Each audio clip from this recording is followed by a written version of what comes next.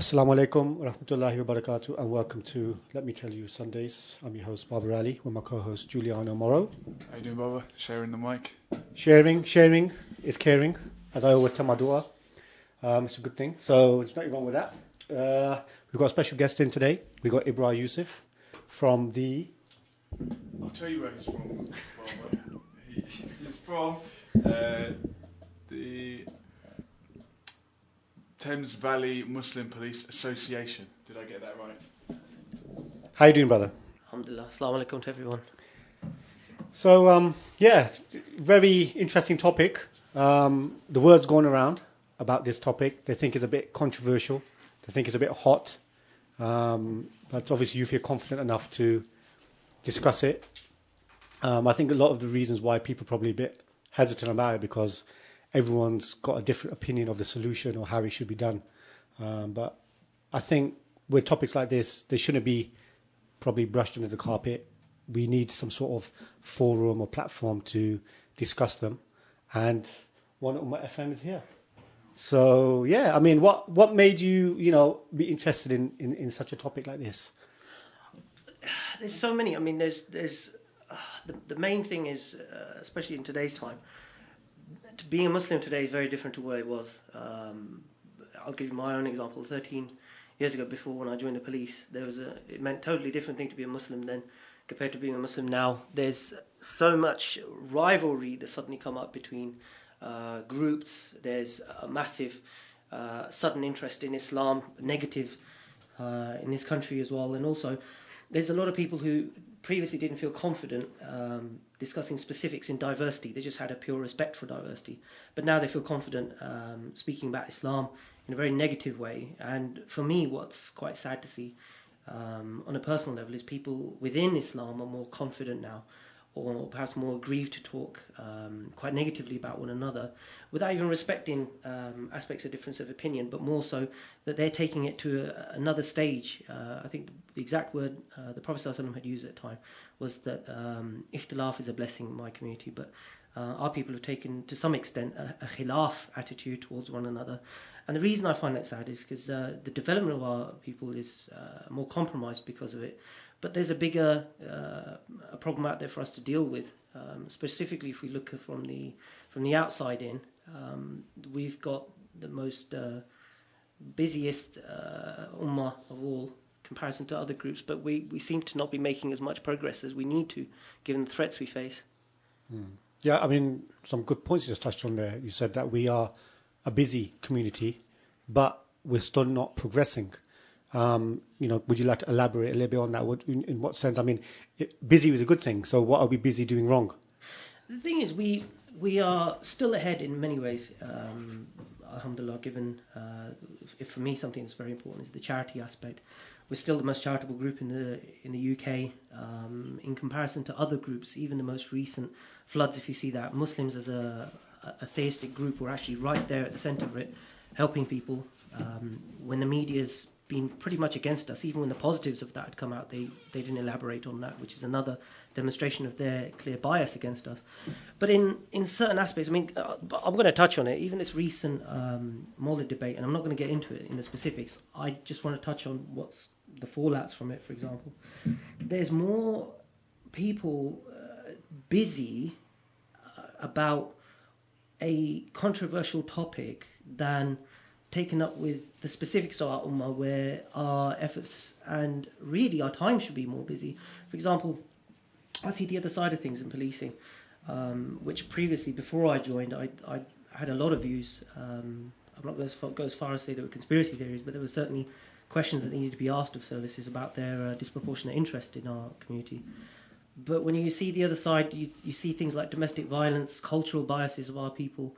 If our people were as interested in domestic abuse issues, for example, or issues to do with wider aspects of charity, for example, we've got refugees literally dying hungry, even on our borders. We've got people within Europe starving, but our people seem to have their Twitter feeds and Facebooks completely doled up on this whole controversial issue, which for me is a misnomer, because rather than offer my opinion on it one way or the other to aggrandize any particular side to it, our busyness should be more productively used towards things which will actually fix the things within us which are wrong. There's a very famous Maliki scholar, Sheikh Ahmad Zarruq, who Rahmatullah alayhi had once said that when you want to say that when you see the faults in others, say to your heart, others have eyes too. And the sad thing is, in today's day and age, there are a lot of eyes on us, specifically as Muslims. You only have to be Asian, and they won't care. They will label you Muslim. You only got to see the right-wing media, and by that I mean specifically right-wing people, not just the mainstream media, which obviously has its biases. Okay. Fantastic. Just a question, Roger, on the police side of things. Yeah. How representative is the police, and proportionately, how many Muslims are there in the police? I could tell you now, nowhere near the. Just to give you some approximate statistics, Thames Valley is currently approximately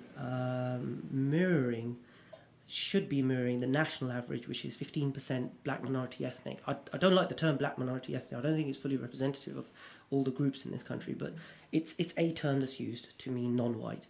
So I've always found it a strange term, because if you are black, you're an ethnic minority anyway. So why do they need to use this term? I think it's come in the wake of a lot of things. The Macpherson report, it was something that was used then. Historically, civil rights and things have been strongly viewed with the black community. And if you go towards the Middle East, they use completely different terms. They'll go specific to colours.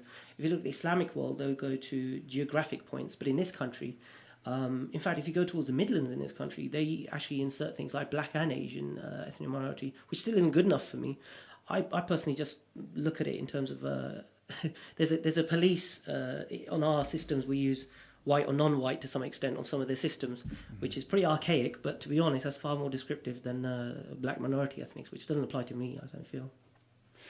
I guess it means that the same thing, and the point is to establish if you're minority or not. But like you said, there's many different... When I've been stopped by the police, they ask me what you describe yourself as, and then what they think you are. Yeah. Because I suppose I could say, I'm Black Caribbean, and they might say, well, I don't think so. Well, I stopped a lad once, 11 years ago in Britwell Estate in Slough, and he was white, and he told me his name was Peter Punjabi, and he's Indian. He clearly wasn't when we arrested him. Kashmiri. Well, he probably thought he was from Mirpur from some angle. Is he trying to hide his identity? They always do, but the thing is, it's like you said, what you touched on there, what you feel you are. The 16-point code is known as. This is IC1, IC2. Is this the code? No. The IC codes are 6 codes, and that would be the official one that we think you are. Yeah. That's for giving a description, right? Yeah. I've used that in the security industry, and even that's vague, and there's things that are not on there that should be. Yeah, you could have It gets really ridiculous. Trust me, in my day job, I had one description from someone saying I'm running after an IC1 who looks like an IC3, and someone said he looks black. Well, he's a white guy who looks black, okay. And we don't know whether that means in description, in slang, in looks, in tan. He was running very fast, maybe. Yeah, clearly, lightning speed. Well, is the point of these IC codes, for those that are listening and don't know what we're talking about, identity code, right? Yeah. So that a policeman can describe an individual over a radio and not being heard to be saying, yeah, there goes a black guy. Is it to disguise that? And not, or there goes a white guy or whatever? Because when we hear race, especially when I deal with it in the classroom, kids will say, "Oh, and can you describe that individual?" Oh, well, he's black. They are aware that there's something not right about mentioning colour, but really there shouldn't be if you have a clean conscience. You're just describing someone. I think this is the topic of political correctness has been quite interesting in this country because we're more careful of it in England than our European counterparts are. And the thing with the IC code is specifically for us in the police, so that if we're looking for an individual, it's clear over the air. Are we looking for a black person, an Asian person, a white person? And the 16-point code had come out because there are some people out there who feel I'm not just Asian, I'm Indian or I'm Pakistani. Oh yeah, and also there's a lot of that about. Yeah, and I'm not black African, I'm black Jamaican, and things like that. And you can have someone from a mixed background who's more upon one heritage than the other. I mean, someone of a mixed background, for example, David Hay, who won the other night. If he's it was last night, was it? If he's running away, he's a mix of black Caribbean and English. If you were chasing after him, and I wouldn't want to be, how would you describe it? Is he IC3? Is he a mix of IC1 and 3? I mean, look. How do you refer to the mixed race? I don't know if that's PC. I don't know what my nan used to say. We use mixed heritage now. Don't say that anymore. Yeah. You can't say that these days. You can't say anything these days. No, what is it? It's mixed heritage. Mixed heritage. Okay. And the thing is, for me, I'd call him black. But I think what would end up happening is there are some people out there who would probably be a bit more sensitive to saying, well, he's not as black as they'd like someone to be. And you get into a whole kind of debate where people have certain cultural baggage with what they're perceiving to be of that race. But in this country, if you grow up of mixed heritage and half that heritage is black, you are regarded as black because you're blacker than white. Yeah. Is that the... to me, yeah.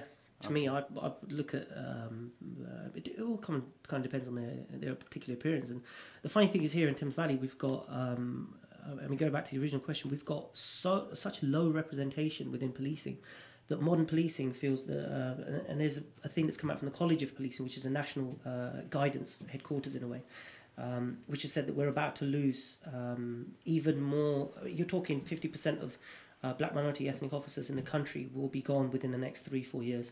Where are they going to go? They're going to retire. They're going to be. They've been in the service. They've reached 40. They've.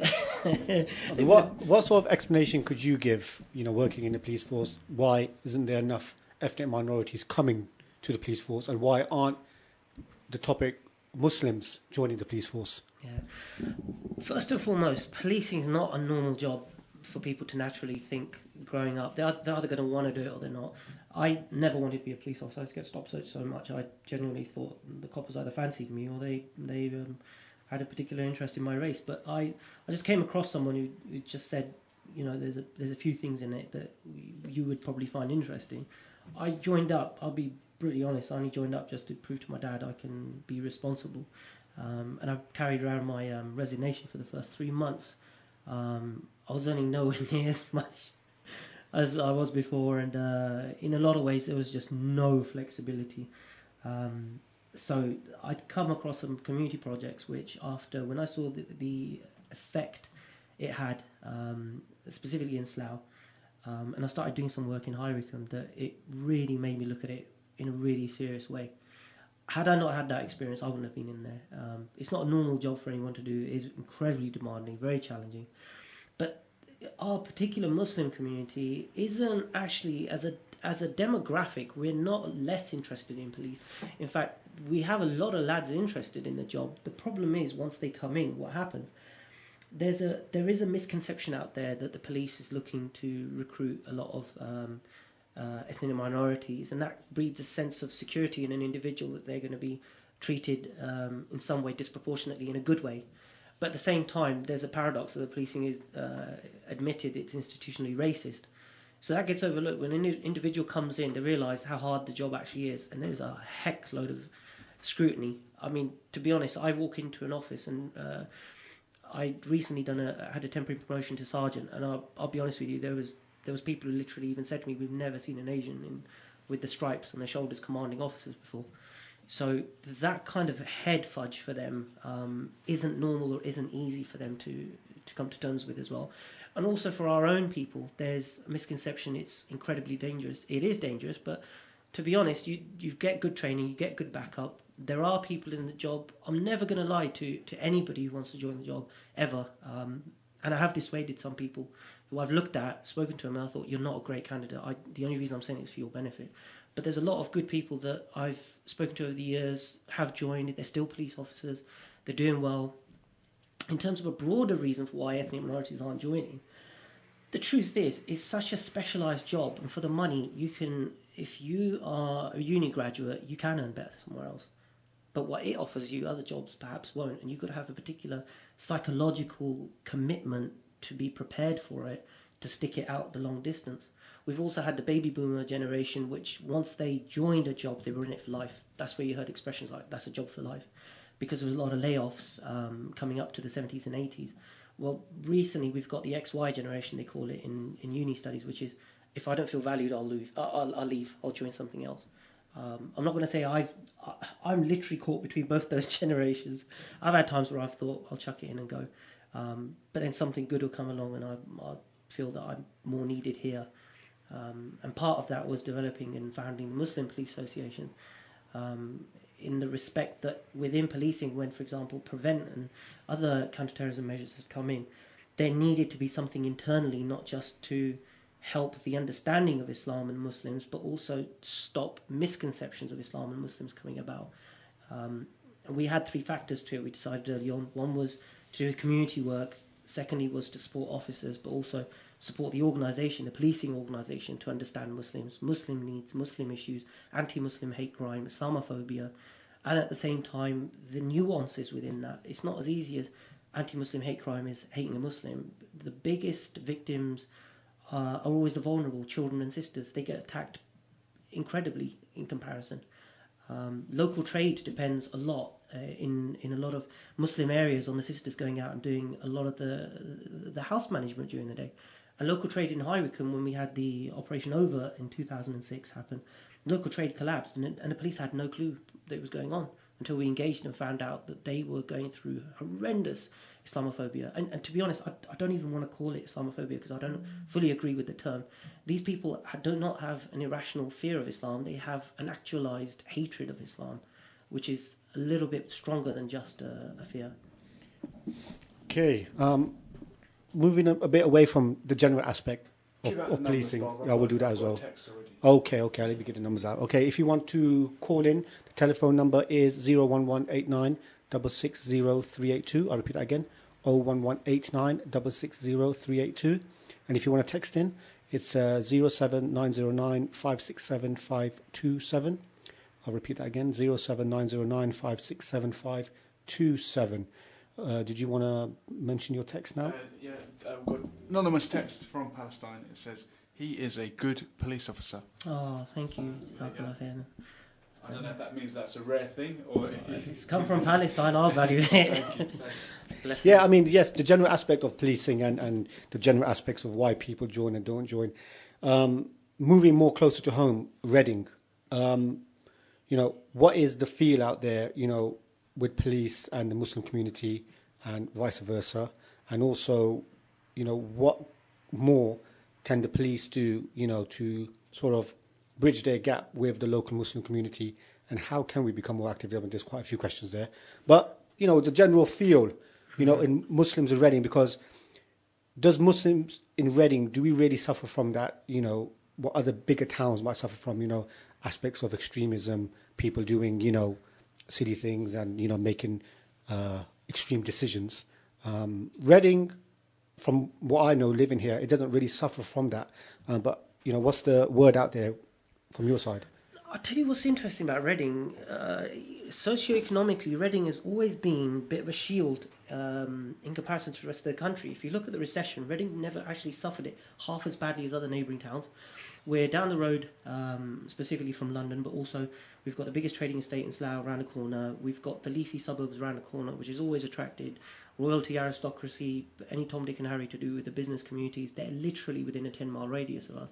Now, that has always boosted interest in Reading in terms of commerce, which is boosted interest from migrants. Our own people have come here, benefited from Reading.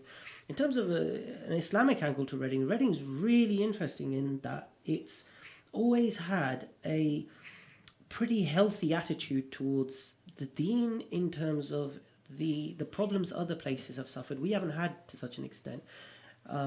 If you look at in terms of counter-terrorism, I mean, the most recent example is obviously we've heard about the couple that were in East Reading recently. I can't specifically talk about that case, but obviously he referred to himself as a silent bomber. But that has obviously pricked ears in obviously the counter-terrorism world that Reading needs to be looked at. But to me, this is my personal experience, not just as a police officer, but as a resident of Reading who lived literally a mile up the road from him. I don't see that was a problem specific to Reading, when you bear in mind that radicalisation for many things can come about by a multitude of issues, specifically to handheld all the way to PC.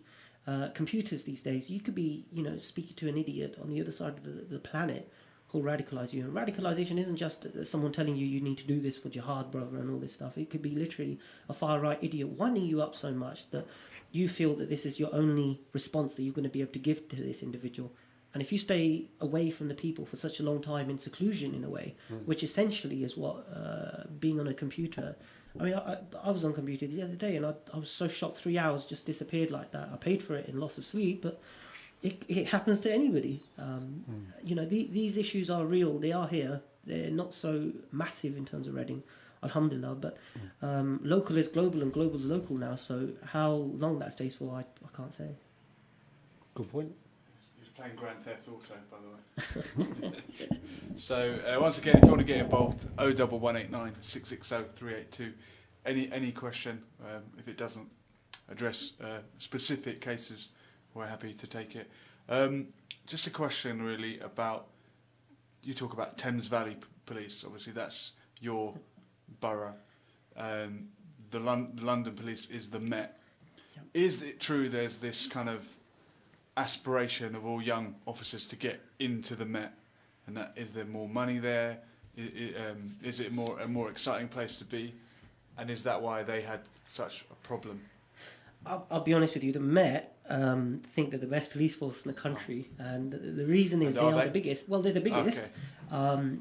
As far as on paper, no, they're not. Purely because their crime statistics will always show they're the worst performing in the country, and that's only because they just have such a high volume of crime.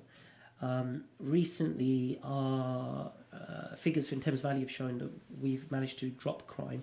Now, how much of that is down to statistics? And I'll be brutally honest with you, having studied and been working with statisticians over the years in the education sector, I can tell you statistics can say anything you want them to. I mean, just reading the front page of the Sun can tell you that these days. But the ultimate thing within that is the sexual crime has gone up, violence, and all these things will always be there. How much of it will ever be reported is anyone's guess. The good thing about Thames Valley is it is a good force comparison to...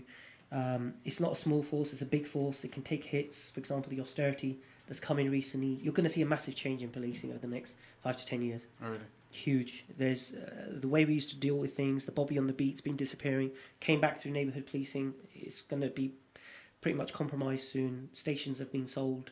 There's going to be cases where we simply won't be able to turn out, and we're going to have to give advice over the phone because what's happened has happened. It could be a small theft in comparison to a risk management job of somebody gone missing.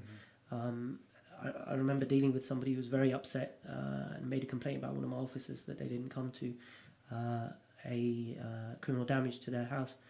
But I had a 7-year-old girl who went missing, so I had to put all my police officers out there. You have to, and that's the key word, prioritise. And in that regard, policing, when you don't have much money, you have to then prioritise what's the most important things to do. But are the police happy with the changes? Are there officers saying, I don't like the way this is going, I'm getting out of here? Would the police ever go on strike like the junior doctors did? We can't strike. We don't have strike powers. Impossible. Impossible. We can never strike. Okay. Is it sort of a case of the higher powers cutting you guys off so they can use more cameras and Big Brother will become more active? I tell you what, before I joined the job, I still hate the concept of Big Brother taking over one day. And George Orwell's 1984 was a good example for why not. But I tell you, since being a copper, CCTV is awesome. You can always find out what's going on, where it's happened. Well, I mean, I was watching a program and I was like taken aback. It was about the carnival, the Notting Hill Carnival. It's incredible. They sit in a room and you got the chief there, and they can spot an incident before it's actually about to happen, or even they can sense it, and they've got their police there before those guys or those... Straight away. Before they even done it. And they can see it from a distance that, right, these guys are here, they're going to go target those individuals over there. Let's quickly get in between. Yeah. And it's amazing. And that's going to be the next debate, is that how much of our freedoms are we willing to negotiate away for benefits, and to some extent, I can't obviously for professional reasons go into the whole kind of thing with some of the recent counter-terrorism powers that have come in. We yet to see what the results of that will be. But things like CCTV for frontline policing, I think, is a good idea if you've got nothing to hide. But the other side of it is, I think that what you just said there, I've got nothing to hide. They can do what they want. I think when people say such things, I think they don't take in the full extent of what they are actually compromising here. Yeah. Literally, you will have no privacy whatsoever, and I think man is not designed to be, snooped on in that way. Anybody. I think the level of scrutiny in that regard, the one, I don't know if this placates anybody, but half the time these cameras aren't even facing in the right directions. To be fair, it's not going to have 100 people sitting there watching every move. But it's like you said, it's a progress. Yeah. Like you said, 10 to 15 years. Yeah. It's probably going into that direction. And it's just now you're just in a training phase, maybe. I'll tell you one interesting thing from the austerity cuts, where we personally won't have the money for it, and these cameras aren't necessarily police cameras. We will likely use local council cameras, and even they've had cuts. There's been areas I've been battling for years to have cameras in the LPA that I work in Slough, and they just refuse point blank. They just don't have the money for it. The other side of it is, in terms of the privacy side of things, I'll be honest with you, we don't need cameras out there these days. Your phones, my God, if you even knew half the stuff with them. You got front-facing cameras, and you can literally compromise anything. And there's new powers that have come in over the recent Christmas, which is the best time of year to produce bad news, according to the many sources in the press. You could literally see, and this is where the distinction is between police, intelligence services and government. Police are not anything to do with the intelligence services and the government. We work our own way and we're directed by government, but our services aren't half as used as people think. It's literally the intelligence community.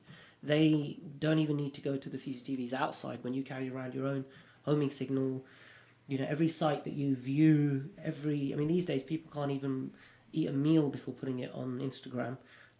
If they're aggrieved and they don't really want to share it with too many people, they'll have a fake account on Twitter. That's fine. Whoever's monitoring your phone will know that's your account. If you want to keep in contact with friends you haven't seen in a long time, suddenly have new types of friends. Facebook, your whole life is on there. So really, comparison to a CCTV, you'll carry around the biggest life book ever in the palm of your hand. And if people will permit me to say, we've become so material that we will fight over the latest element, which is going to make the job only easier for agencies. If we're talking about privacy, that is.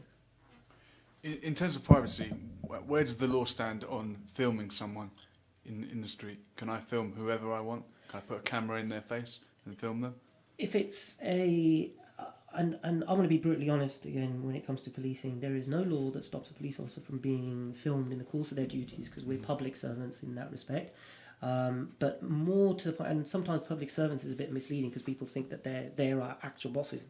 They're the communities that we serve. Yeah. But at the same time, in the course of our duties, there are officers who've behaved admirably and some who haven't behaved admirably. If they're being taped, I think is a good thing, only because if the police has nothing to hide and is accountable, then it shouldn't have a problem with it. Whether it's members of the public, that's very different. That will be an offence, but it'll be a civil offence, not a specific criminal offence, unless it goes into a public order offence. What would be the offence? Filming someone against their will? No, it'll come into privacies, and to be honest, but solicitors are far better in civil law. I'm fully trained on the criminal law aspect. Yeah, it's a different ballgame. I want to touch on another issue that you wanted to discuss, issue of sectarianism, which is the issue amongst Muslims, and I think social media has basically given certain individuals a platform to vent, and the sad thing is that, looking from the outside, looking in, it's usually individuals who probably aren't active in their communities in any way whatsoever, but they seem to think that being active on Facebook or Twitter is the way to go. And it just become a place of just causing fitna, causing issues, from whichever sect you might be representing, you know. And for me, it's like, you know, they're willing to give up hours of their time, their energy, to go on social media, cause a big stir in whatever way they want, and you know, and then physically in the real world, they do nothing. Absolutely. At all.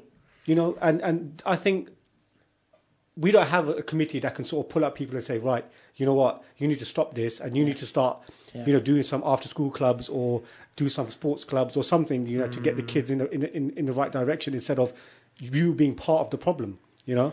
And what are your feelings on these sort of things? My biggest pet peeve, I'll be honest with you right now, what annoys me more than anything else, massively, is either dealing with anti-theists. They're not atheists, they're anti-theists, who have a gripe with Islam, and at the same time, the sectarians in our deen who make every bloody job easy for them. Now, if you consider that, and you rightly pointed out, these guys who no one would have known what their opinion is, no one would have cared, to be honest. Now they've got a platform. Do you know, I've never had a problem with anyone having an opinion. Do you know, I'm fairly liberal like that. I think, go to town. But when you air it over a platform, for me, what's fascinating at the same time, I think it went from amusing to actually quite tragic, is our reaction to it. See, where we were the community who used to, and this has happened to us over stages, we are the same community who had luminaries like Hazrat Imam Abu Hanifa, who went to have open debates, munazaras, discussions even. They were so well versed that they were able to take any criticism, and in fact they had rules within there. You can't be ad hominem, which is you can't get personal. Play the balls, don't play the player. Talk about the issue at hand. And these were people of knowledge, people of etiquette, people who were essentially role models, but actually they had a place to talk. And now today, every other idiot thinks he's either a mujtahid and he wants to go on and air it. Fine, you know what? Show your ignorance. I've got no problem with that. The problem is our reaction to it as a Muslim community. We're not used to somebody questioning us. At the same time, for me, and I actually thought about this 20 years ago myself, when I was going, it was actually literally almost just down the road from here when I was at college, about how dry our studies in Deen are growing up. We learn Arabic, alhamdulillah, to read the Quran, but we're never actually taught the science of it in terms of the multiple different sciences of it. Today, that's changing, but at the same time, we have so many different schools within Islam that they had to split them up. You had muhaddis who taught you hadith. You had tajweed classes to make sure your enunciation of Arabic was there, because an Arabic word can have 10, 15 different meanings, for example. At the same time, you were taught history. If history was never important, as a Hafiz ibn Kathir would never have written Al-Bidayah wa Al-Nihaya. At the same time, which is one of the biggest books on history in Islam. Our problem now has been, because we've been so comfortable that other people, knowledgeable people know it, we can carry on our road, that when we're faced with questions on our deen by other sects, for example, it makes us have a bit of a meltdown. We suddenly have what's known in psychological terms as a cognitive dissonance, which is you have a freak out. You have such a freak out because you're faced with a reality that you can't accept. And I think that for us, we need to have broader shoulders to carry the weight of some of the knowledge, but also we need to have bigger chests to understand that some of these slights we're going to get, we need to have an ability to do what the Quran says, say Allah and walk off. If it's not productive, do it. Extremism isn't something that's outside. It could be within us. If you're somebody who thinks, whenever I meet someone, take for example, if you're a Sufi Sunni and you meet somebody who's Ahl Hadith, if you think, I cannot walk away from this person until they agree with me, we don't discourse anymore. We don't have any intellectual discourse. We proselytize.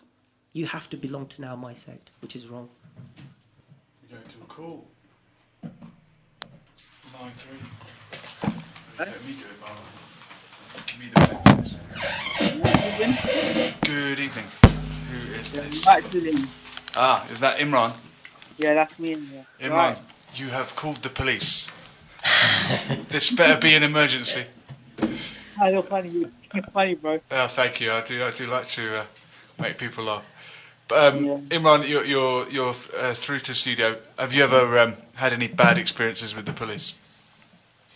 No, not really. Never. Never been arrested? No. Never been cautioned? No, not caution. Never been stopped and searched? No. Sounds like you never left the house. Who's the police in your area? Is it the Met? Yeah. Okay. And would you ever think about joining them?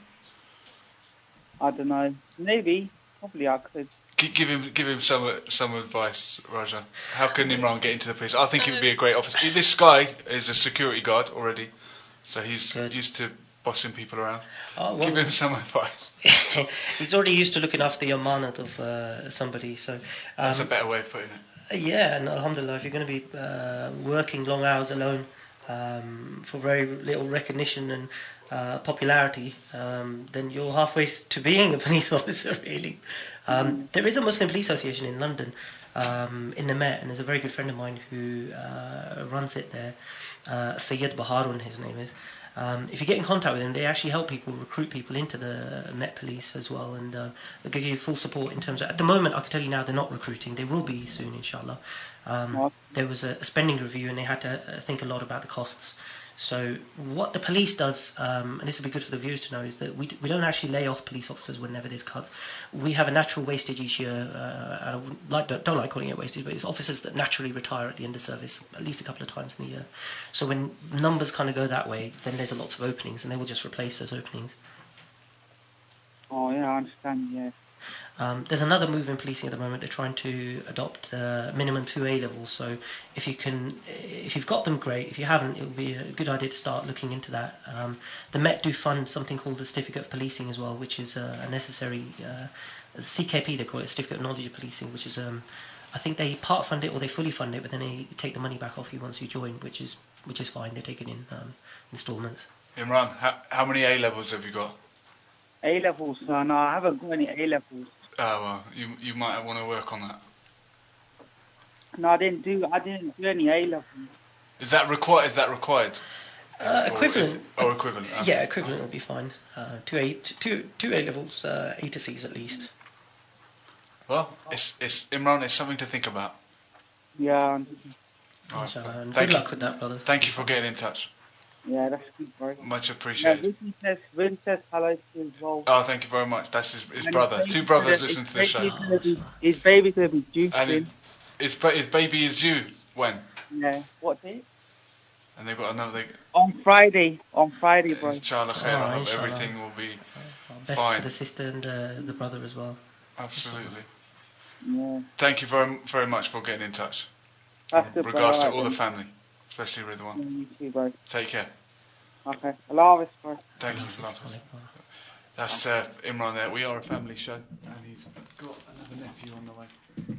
And that's nice to get a bit of advice for anyone who wants to take it up as a career. My dad would, I think he'd shun me if I became a policeman. But is that part of the problem from some minority communities and to an extent the Irish community that I'm from, and anyone who's of as you said, you were kind of against the oppressive side of the state that has been perceived in the past. If you grew up in the 60s and 70s and you saw the marches and the turmoil, you wouldn't want to be a part of it. But unless people come from within and change a force, it's not going to happen. That's literally nailed it on spot on. Unless you come in, you ain't going to change it. There's only so much you can be upset with the police on the outside, but the real change is when you come inside. Alhamdulillah, the amount of work, and it's not just me, it's a lot of my brothers in the police that have done, and sisters in the police have done, that we were not even able to get the government to even agree on terms. We set up a national then Muslim Police Association as well, with a collection of different forces around the country, to have a united voice to say that we need to have not just these crimes recorded against Muslims, but also the internal issues with Muslims. So for example, there's a community safety trust run by the Jewish community, which, my God, if you saw half the work these guys, fantastic work they're able to do with synagogues, the security, the funding they can get for it. Our mosques are being hit 24/7 all over the country. Not just firebombed. Some have the most menial, small, stupid things up to major things happening. And our people will fund, cricket matches. They'll fund consultancy fees for the most mundane things, but the radio stations. Well, no. But this is Sorry. but an enterprise that reaches people to create awareness is something that's always going to be useful. But for very small contingency things, when you look at the bigger serving communities, they need to have a set of priorities, and that kind of links in with the sectarian element as well, where we will have people bidding for funds against one another instead of saying, do you know what, all our mosques need to be looked after. We do need round-the-clock security, and we can provide it. We can even give jobs to people within our own community. You're 76% less likely to get a job if you have a Muslim-sounding name or you identify yourself as a Muslim. It's a reality. It's there. It's out there. A job anywhere or? Anywhere. If you look within policing at the moment, they are trying to do what they can to root out elements of racism, but you've got to remember that no one goes into the job openly saying they're racist or and I've actually met people within the job who are not racist at all.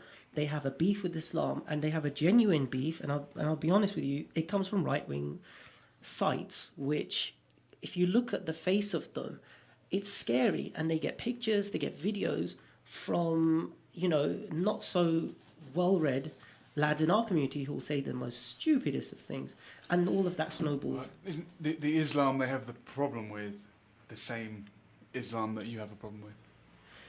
I see the one end of extremism, which a lot of people don't always get the opportunity to, whether it's far right. I mean, I've been on the front end of EDL marches.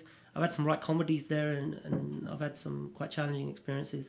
I've been at places where I've even had extremists give me a fatwa, apparently, because I couldn't apparently arrest a Muslim, I couldn't judge a Muslim, even though they didn't quite understand. I don't judge anybody, I produce them before a court if there's enough evidence. And actually it's a CPS lawyer who judges the extent of the evidence, and then it goes to court. But I had one dude who, and I'm not proud of this at all, this was 11 years ago, he swore black and blue that, you're a kafir for joining the police, you can't ever arrest a Muslim, we've given you a fatwa and all sorts. I'm not going to go into which sect he was, but exactly, literally, approximately 6 months, and it was within 6 months because I remember an incident around it, but I ended up coming to the aid of a young girl who just been jumped by some lads, and it was horrendous what happened to her. And the lads that did it, they were Pakistani, they were our own Muslim lads, and when I arrested them and brought them in, the family were very, very thankful. And when I went to their house after they had called us down, because they had a very elderly grandmother wanted to speak to us, that lad was right there in the room, and he didn't know what to say. I asked him whether his fatwa was still standing, wow. But ultimately, at the end of the day, it doesn't matter who it is. I've seen Alams, sadly. I've seen regular Joes who've done the most despicable things. You can't even, it challenges your conceptions. Sometimes you have to have a timeout after work before going home just to appreciate what we sometimes think of people. And I'll tell you now, no one's infallible in this planet, no one. Got a text from John saying, good show. Thank you very much, John. Thank you. If it's that good to get on the phone and pose a question. What about, though, this the institutionalised racism? How big of a step was it to admit that? That is the first step towards improving yourself, is admitting that you've got a problem, right? Yeah. But it's quite a big admission. It was massive, and it was great at Manchester, I believe the Chief Constable there who said it, and it was in the wake of the Stephen Lawrence inquiries by the Macpherson report. And to give you an idea, and probably you'll have listeners who've got no idea what happened with the Stephen Lawrence, who this guy was, but essentially there was a black guy who was beaten to death, basically, and killed by some white supremacists when he was travelling through their area. Police turned up, and instead of potentially either saving him or helping him or even gathering evidence, they thought, well, he's a black guy, he must be a drug dealer. They literally left it as that, and there was such horrendous, complete cock-ups. I'm just going to say in open language, it's complete cock-ups that they were. It's very well documented. But one thing that had come out was they literally. This is early 90s. Right. 1997, around then. Okay. And it was massive for policing. The Macpherson report changed modern policing in terms of race. And there was a lad who didn't get justice. His family didn't get justice. Who resonated with every other ethnic minority in the country, purely because the police had not done their job properly, that those guys are still walking the streets. Almost all of them are still walking the streets today because of our mistakes. So it came out, we've got a problem, we are institutionally racist. Yeah. And that is different from individuals being racist.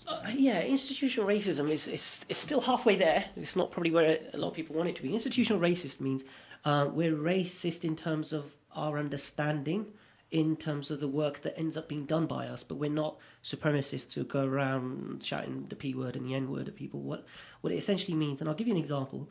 There were ethnic minority coppers who, for example, if they were going to a job that involves another community over and over, eventually they will have a certain picture of that community. I mean, you've got to remember, no one calls the police when their son's passed a graduation or there's a wedding or a birthday. They call you for a negative thing. And if you keep seeing people in that light over and over, and middle class or lower middle class, essentially white males, which is the predominant number racist. of people. Well, the police is very specific on that.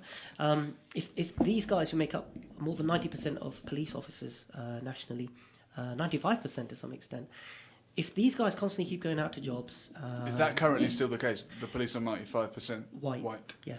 Okay. And if you look at the numbers in terms of the people turning out to these jobs constantly of a certain community, if you look in the press today, and if we bring it home, if you mention anything to do with child sexual exploitation, first thing the press will make an average police officer or average member of the public think, Asian lads. That's the first thing they'll think. Yeah. If you think of terrorism or far-right extremism, I'm in my mind thinking far-right extremists. There's been guys with armed rounds for God knows who they were planning it for, but these were white supremacists, and they essentially wanted to have a civil war in this country. But your average member of the public will think terrorist must be Muslim. If you think extremist, must be Muslim. 20 years ago, terrorist was the Irishman. Yeah. And the guy with the Irish name or accent was in a similar position. So, Absolutely. a generation does change things. Don't worry, Muslims, it might be someone else next. For now, it's you. What about the male-female ratio? Obviously, minorities are underrepresented. Is there enough women?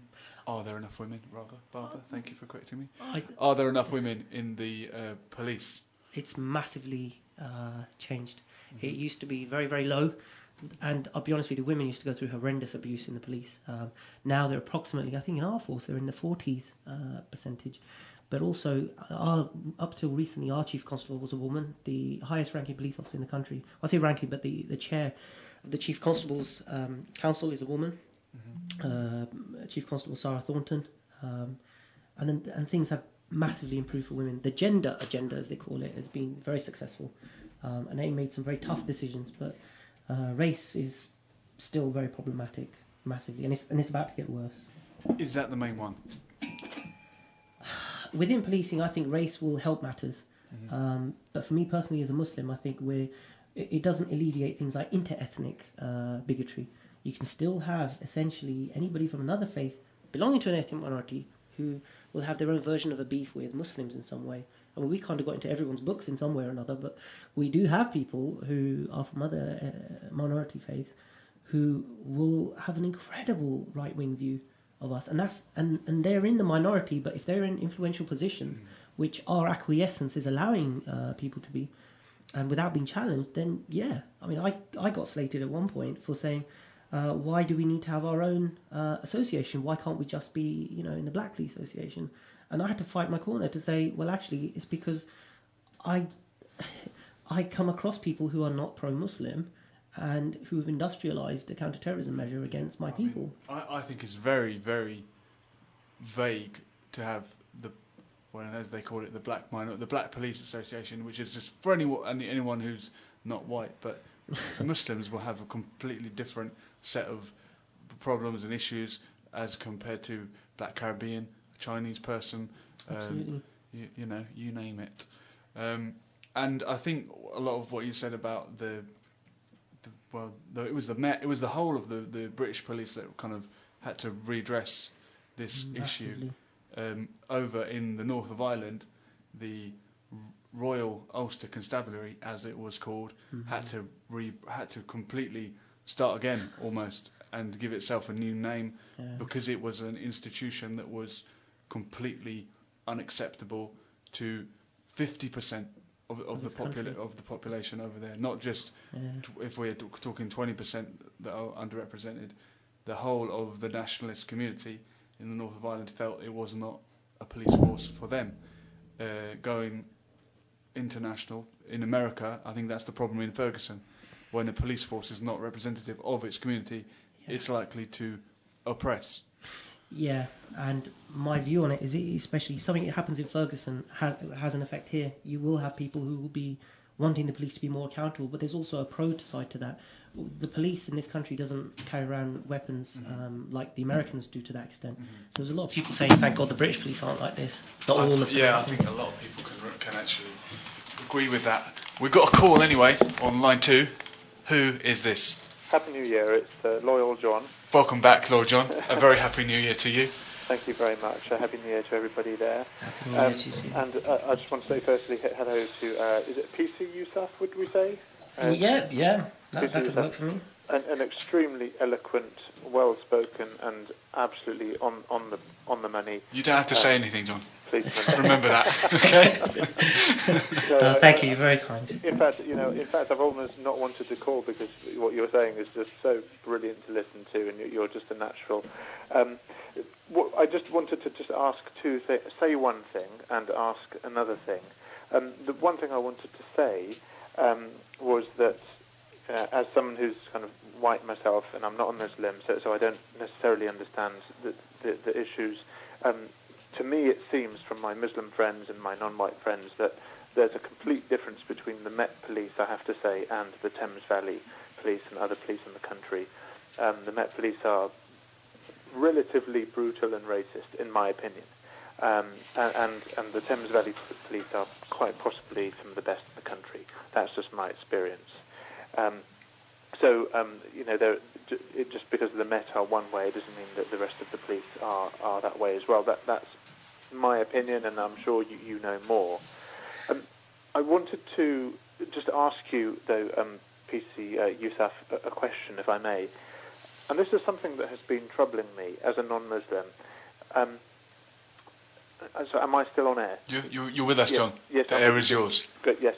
I don't know if you've seen kind of Katie Hopkins's rant supporting Donald Trump regarding the question of Muslims. And the topic tonight is dealing with extremism and sectarianism in today's society. And I suspect it's obviously related to Muslim extremism. And Katie Hopkins, much as, she's a ridiculous human being, as some of my friends would say, and I don't really want to knock her too much, because knocking her, you wouldn't knock a disabled person, and she's kind of disabled in the mind, so, I wouldn't really knock her, other than, just pity her.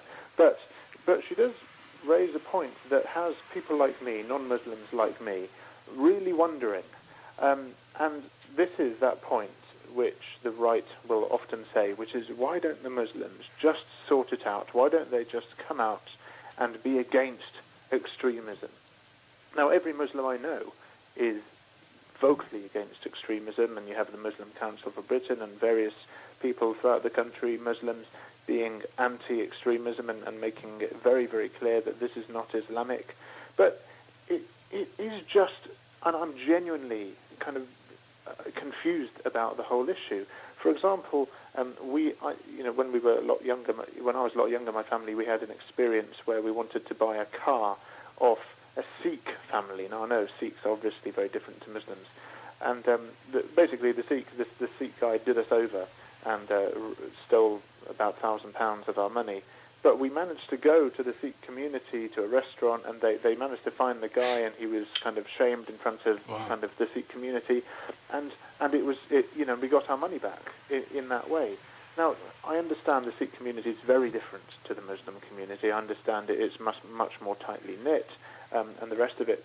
But I'm just surprised when kind of we're seeing kind of these kind of images on the media of kind of young Muslim kind of the people going out and joining ISIS and then doing all of these things day in, day out almost. We're getting these things.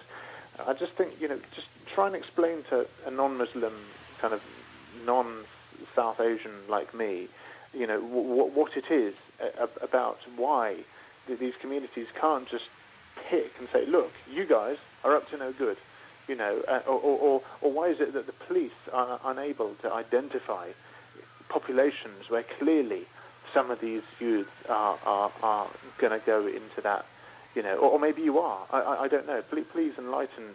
And I'm not anti-Muslim in any. It's a genuine question. Sure.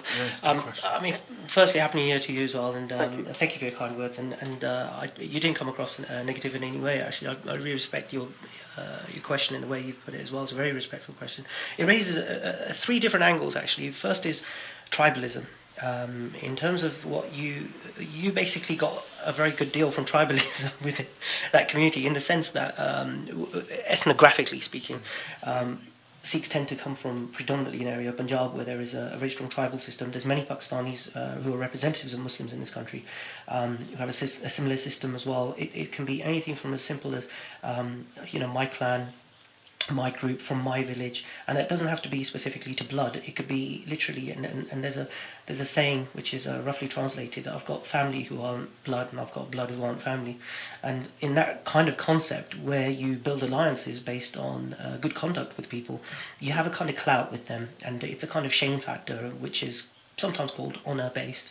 Now, where you kind of met these guys, it came from more of a benefit of the tribal system in that they managed to actually say, and quite rightfully so, that there's a disrespectful thing here, and it's the honour of our Sikhs is on the line here. They and it worked very, very well for you. I personally have been involved in similar kind of disputes where we've kind of used that angle of it. I mean, we had one dispute I remember in the town where it got so bad, the police were literally pulling out hairs thinking, what do we do? If we go in heavy-handed, we're going to lose confidence in the community. They're all going to turn on us. How do we handle it? And within 2 hours I managed to find exactly the guys responsible. Right. They weren't just arrested, but they actually completely went guilty for their offences, and actually managed to get a really good result out of it. Now, Islam doesn't have, for example, in one specific area, geographically anywhere, a specific monolith in a way. For example, within Ahl Sunnah, it's such a massive denomination. Even within one group, you can have people who won't have that kind of clout with the other. And some aspect of it isn't just sectarianism, it's actually just down to ignorance. Some people won't have, in the olden days, there was a certain respect you always had for scholars. You may not agree with him, you may not agree with his rhetoric, you might absolutely be repulsed by it, but the fact that someone came to speak to you would hold such high regard that even if we agree to disagree, I will, uphold your right to say it. And this was way before, this was voiced by Voltaire.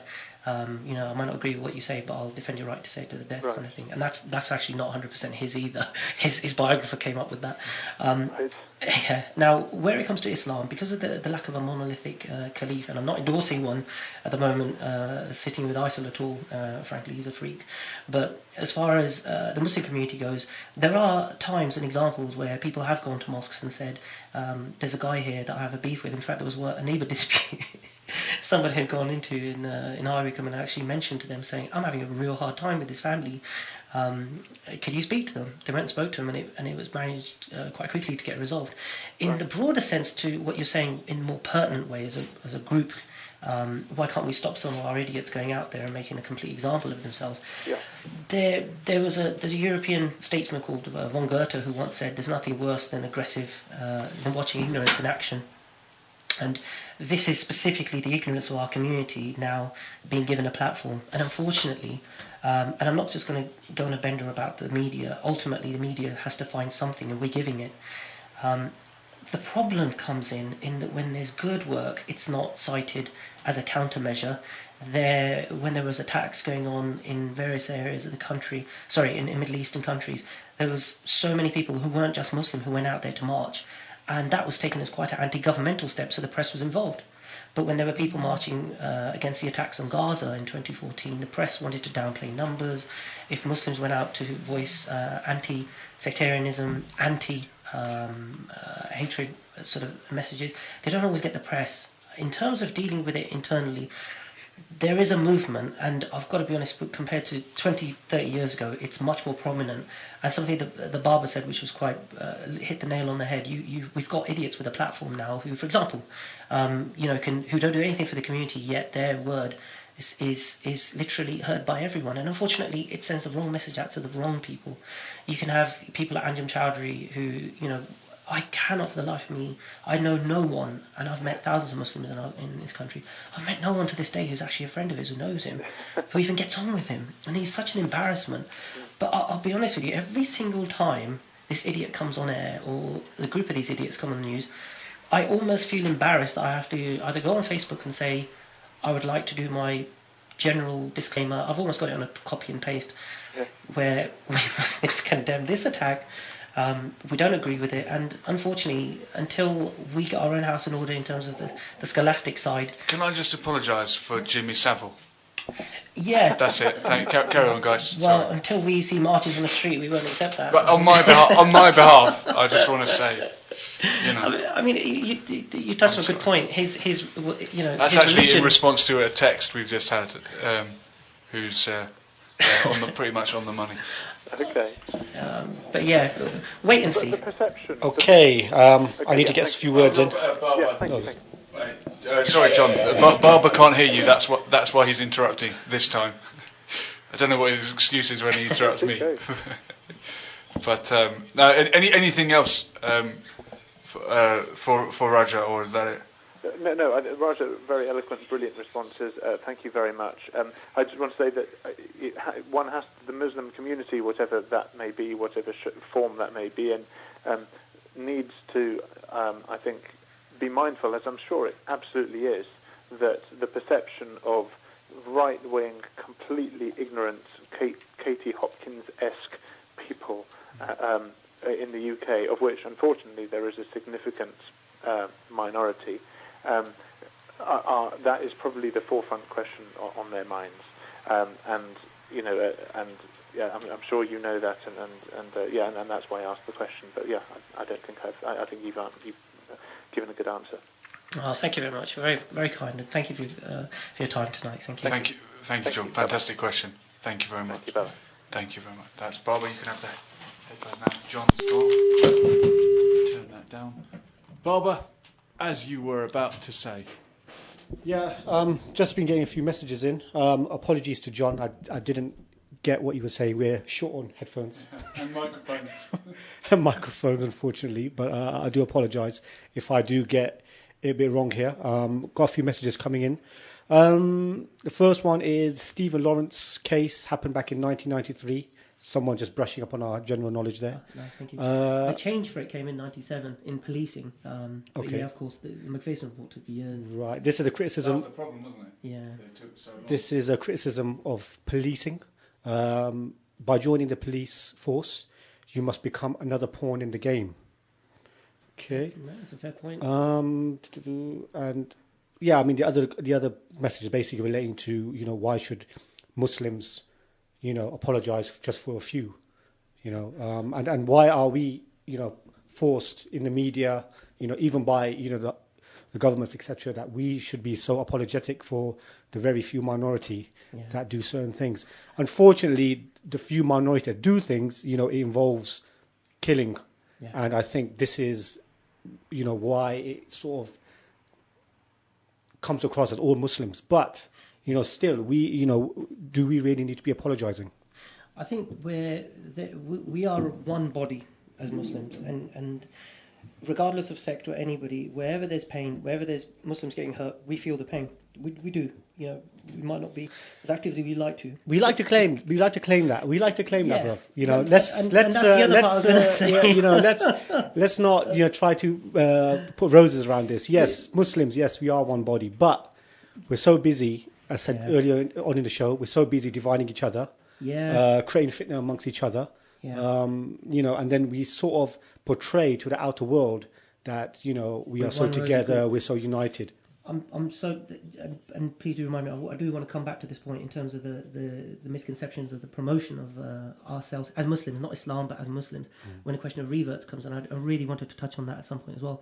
But as far as the original point, when we do something bad, and it's a really really good question, because every bloody time I feel the same frustration. Why do we need to apologise? But I'll tell you why I always apologise and what I apologise for. Every time I do it, I don't apologise for those guys saying the bad stuff they've done. I tend to apologise that someone from my community had the audacity to claim the right to say something in my name, and at the same time I'm sorry that they felt so self-righteous to do that. At the same time, what is my apology achieving and what is it harming? Well, you've got, if you look at the other scale of things, you've got individuals like Anders Breivik, very famous individual, infamous, I must say, who committed a massacre, and he basically said, I've done it for the West. I've done it for the greater good of the West. Yeah. The West is being bombarded now by immigrants and ethnic minorities. I'm one specifically Muslims. He wrote a whole dissertation. And instead of taking his word for his actions, they forcefully are proclaiming that he's insane. But he's saying, I'm not insane. I know exactly what I'm doing. This is me. What we've got to remember is the legal game, and it is a game in court, and you could see when half these guys turn up in suits instead of their normal attire, and the law is a game, whichever country it is in. And in the same way, some of our brothers and sisters don't always appreciate, fiqh to some of these people has become a game. And fiqh, I mean Islamic jurisprudence for some of these guys. They will literally bend it backwards to fit their agenda instead of fitting themselves to the Quranic agenda. And I'll give you an example. There was a guy called Sadiq al-Hanzali who actually met Al-Handali, who met Hazrat Umar Farooq when he was the Khalif at the time, and he would have argumentation with people over Quranic verses, and he was saying, but does this not also mean this? Hazrat Umar Farooq once, eventually, and he was the head of state, he lost it so much with this lad, he ended up whipping him to such an extent his own turban was starting to come off his head. And he was so angry at the fact this person was distorting things. Now, he wasn't against free speech. He was against distortion and fiqh being used to suit a personal agenda. Now, when we look at ourselves, first and foremost, we have to look at where, A, we are, B, what we're trying to achieve here, and see who are we trying to achieve it for. If it's for our coming generations, if 2 words from me can win over the people who are sitting on the fence, like the caller earlier, who are sitting there just thinking, and you got to remember, some of these things, they actually do purify us. We go through hard experiences. Allah Ta'ala sends these trials on us, and some of these are brought on by us, but they're a purifying force for us, because how many of us have gone out to actually read up on these verses? How many of us have self-taught ourselves some of this stuff, seen the words of scholars, but at the same time, we've improved ourselves, our record, we've done so much more dawah for the most pertinent issues with our colleagues and friends at work. They may not always agree with us, but they will be far more illuminated. And the Prophet ﷺ said, take my message out there, even if it's a verse, even if it's a sentence, just take it out there. So in some respects, and I have made such a difference, especially within policing, and I've actually had, I lost count how many police officers I've actually met, and members of the public. And there was people from an EDL march who I had a discussion about this with. And these weren't the louts, these were just locals who decided to turn up there in Aylesbury in 2010. They've all said, before I spoke to you, and had I not known about this, I would have still been very anti-Muslim, but now you've got me thinking, actually, I'm the one that's wrong, and I need to go back there. And they've shook my hand, where before they couldn't even look me in the eye properly. They had that much hatred. Now, that only came from my studying up on not just our history, but our history here.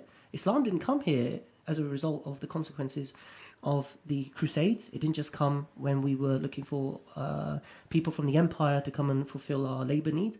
It was here, there was a king in this country, and the reason we call it United Kingdom is there were multiple different kingdoms in this country. And there was a particular king who had the most countries under him called Offa, O-F-F-A. Now this guy, he at one point was the king of West Mercia, which had the bulk of the most amount of minor kingdoms under his belt. He was a warrior king, he was coronated Catholic. One day, suddenly, his entire history disappears, and suddenly we're finding out things about this incredible man. He minted gold coins that said, La ilaha illallah Muhammad, Ashhadu an la ilaha illallah, Ashhadu anna Muhammad Rasulullah. Now, some people have come out with, but he was probably just doing it to fit in with the European Umayyad dynasty in Spain at the time, in Cordoba. But the fact is, the spelling was really bad. Now, if he was really copying, it would be point on. It would easily copy. But the fact that, and this is, I guess, part of my own police investigations can help you kind of find evidence on both sides. But to me, it makes sense that the guy either was very interested in Islam, and some have theorized he was Muslim. Now, if we say he couldn't have been, blah, blah, blah, I always pose the question back to, and there was a historian in Oxford I was speaking to about this as well, why did the church, which kept all the history about all the kings coronated in this country, and some of the most amazing histories here, it will really blow your mind, why is this guy's history completely wiped out? A religious institution wiped out anything to do with this man, as far as they were concerned. Mainly, it's got to be communal, it's got to be sectarian. It would have been an embarrassment. So, Islam has been here for a very, very long time. And it's not just the spice trade, it's been the rhetoric of Islam. There's been people of faith in this country who you'd look at, they're Christians, but they're our brothers in faith, and some of them have done some admirable things. They've done some things that would bring people closer to not just Islam, but religion. And we have to make a distinction between religiosity and faith, and they are two different things. You could be a religious person all your life, doesn't mean you'll have any specific faith and act on it. What sort of, this could be a bit of a controversial question. What sort of religion do the police force or, the powers that be, that control a lot of things, what sort of religion do they want Muslims to, practice? For say, for example, there's aspects of the religion, that does promote certain things that you could consider to be a threat to the West, to Europe, and unfortunately, yes, you do get, extreme denominations of the religions, extreme parts of the religion or people of practice that they want to carry out these things. But what sort of religion do, what's acceptable out there? Do they want Islam to be a religion of the house, not to be out there and not to be political, or, give us an idea. I think it's a fantastic question. The police, you got to remember, is a reactionary body, and occasionally it's proactive. And this kind of question, I'd be really worried if the police had a view on religions. I'd seriously be very, very worried. Because the police should have nothing to do with any religion. As far as engaging with religions, that's different. Yeah, but brother, if you look on another scale, you've got this thing called Prevent now. It's going to schools. You've got young kids now. Unfortunately, you could be a 5-year-old in school and you say, I'm a Muslim and I don't eat pork or something. And next minute, he's in questioning, then the mother's in questioning, and then it just snowballs into something else. So what sort of religion is acceptable here? I think we have to draw Is it going to become like Bosnia, where Muslims were living side by side? Then Muslims started becoming very, very, how can you say, neutral, maybe passive even. And then before you know it, you've got individuals. Essentially, there was genocide there, which the UN still won't call it genocide. That's right. But if you look at those Muslims that were being genocide, that had that committed to them, they were not extreme Muslims in any sense. Those Muslims even married non-Muslims. The women married non-Muslims. Yeah. So they were really intertwined and mixed with each other. There's actually a charity that will ship out people from communities for remembering Srebrenica, it's called. Yeah. And I'll give you an example. There was quite a few of my colleagues from the Muslim Police Association went out there and fed back what was there. And the people, to go one step further than what you're saying, they said, we grew up with these people, they protected our properties and houses before, we did the same. And suddenly when the question of religion came up, these were the same men who were raping our daughters and murdering our husbands. And when that's how far it went. And they said one day because this happens so quickly, so easily, from a perfect society in their view to where it went. They said there is no way that can not happen in your country. So they said this to every representative from any country that came there. Now, coming back to as far as the UK in terms of, like, for example, Prevent is another question in terms of where Prevent was to where Prevent is now and where it wants to go. In regards to that, I find it worrying that. Two of my children are going to schools here locally. If any of them was to ever come out with anything and say something there, I would love to see which Prevent officer is going to knock on my door, and I'd love to see what kind of questions they're going to pull out, because the fact of the matter is we have views, we have a community with a specific understanding of stuff that we have to bear in mind that children at the best of times can incriminate anybody for anything, and a lot of that can be voluntary, which is why in this country you can't really incriminate children below the age of 10. So when we look at, in terms of, go back to your question, what's acceptable, I think from the police point of view, outside of counter-terrorism. Because earlier in the show, Julian mentioned that the police force and the government somehow despise the same type of Islam. You know, it's that they've got the same hate for the same type of Islam, if you know what I mean. Yeah. That was something along that line was said during the beginning of the show. Got a few more messages coming through. Yeah. Prevent is a racist policy. Cameron has blamed extremism on Muslim women not being educated. I'm never going to speak on behalf of that man, I'll tell you now. As far as prevent, I'm probably going to be a little bit controversial here, and I will fully explain that point. I see a point for prevent. Don't all shoot me. Let me explain. In that I do think before, and there's 4 P's. One is, protect, pursue, and prevent is only one aspect of it, and the others pursue specifically extremists and terrorists. Right. Prevent aspect is what can they do to help communities say, let's fix up some of these idiots in our community, or perhaps let's deal with it internally within the community. That's what it essentially was there for. So as a principle, I understand why it's there, and only in principle. When it comes to delivery of it, I think is what our community. I think it's a bit of a dangerous policy, though, bro. I mean, in the sense that, a child who, that's your child. You watch that child come into the earth. You have a certain aspiration, hope for that child. Yes. Yeah. Ideally, we want our children to be Muslim. We hold our religion close to us, yes? Mm-hmm. And then your child, who you trust to go to a certain school, can have certain religious values at a young age, and that would snowball into something else, And I just want to touch on another thing. Should Muslims, having this attitude of being untouchable, I know what you said, that, you would love for someone to knock on your door and bring a certain argument to you and you would want to deal with it. But really, are we really in control? Are Muslims really safe? If someone can knock on your door because your child said, I don't eat pork, for example, and you eat pork and that's not right, and I eat pork and...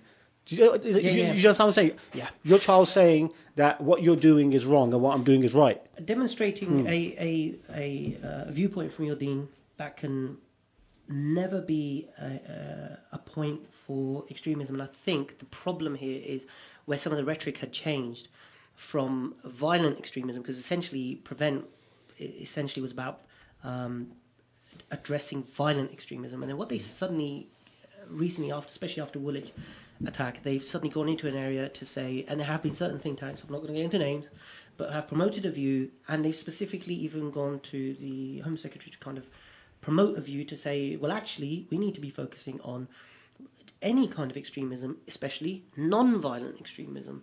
Now, I have a problem with extremism, full stop anyway, but where it comes into non-violent extremism, our community, you've got to remember, we are not a well-versed scholastic community that's so intellectually developed that our nuanced views are going to be so pragmatically negative that by the time someone comes up to our door, they're literally about to deal with an Islamic preacher of hate. They're not. They're probably going to walk across somebody who genuinely has probably just got a view from somewhere, who doesn't know any better. But isn't that, part and parcel of life, though? In the sense that people are allowed to have certain views. What you're saying, yes, you can have maybe a strong view about something, but that doesn't mean you might take action or do something. Yeah. Just like, for example, you might have someone who's a strong activist, for example, who's probably anti-government, anti-establishment. We do. We have ISIS's speakers in this country as well. They come on the news quite often as well. Yeah. In this country. Yeah. They're not in any way a threat to this country. But at the same time, they will be of that ill bent. And for example, one question that I often asked up until last year was, why does Nanjim Chowdhury ever get arrested? And this guy, he was Teflon, and a lot of people asked me, and I genuinely, as a police officer, was like, dude, I have no idea. I'd happily arrest him if he was in front of me, spewing half the stuff he said, because I think a lot of it did meet the criteria of contravening public order laws, and I know that because I was a police trainer myself. Let's look for another aspect.